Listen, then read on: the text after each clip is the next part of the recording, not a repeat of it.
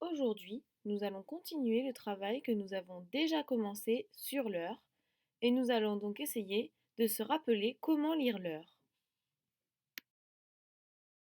Je vais commencer par faire quelques rappels avec toi. L'aiguille rouge est l'aiguille des heures.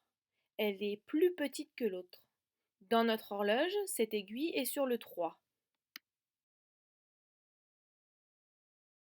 L'aiguille bleue, elle, est l'aiguille des minutes.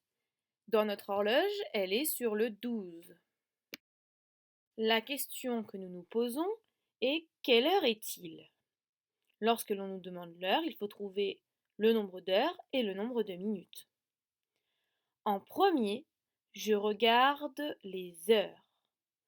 Ici, sur notre horloge, nous sommes sur le 3. Donc, nous avons 3 heures. En deuxième, je regarde les minutes. Ici, notre aiguille indique le 12. On sait que le 12 correspond à 0 minutes.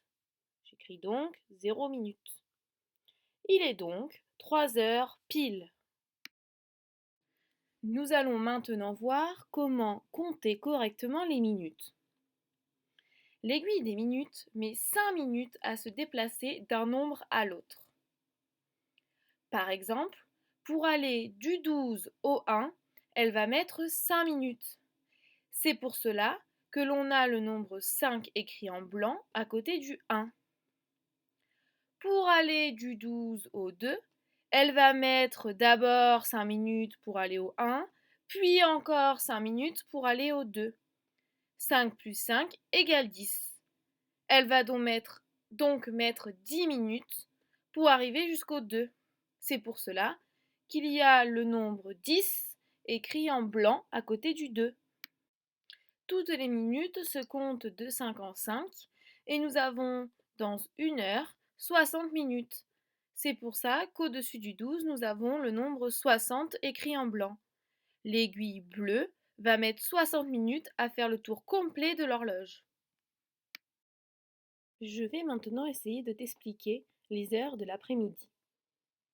Dans une journée, il y a 24 heures. En fait, le matin, l'aiguille des heures va faire le premier tour de l'horloge. Puis, l'après-midi, l'aiguille des heures va faire le deuxième tour de l'horloge. Alors, comment trouver l'heure de l'après-midi? Lorsque nous sommes à 12 heures, c'est midi, l'heure du repas. Mais la journée continue, elle ne s'arrête pas à midi. Alors on continue de compter après 12. Après 12, on a 13. Donc l'après-midi, on ne dit pas 1 heure, mais 13 heures. Après 13, on a 14. Donc l'après-midi, on ne dit pas 2 heures, mais 14 heures. Donc là, sur notre horloge, il est 14 heures et 0 minutes, puisque l'aiguille des minutes est située sur le 12. Faisons un autre exemple tous ensemble. Quelle heure est-il affiché sur cette horloge pour l'après-midi?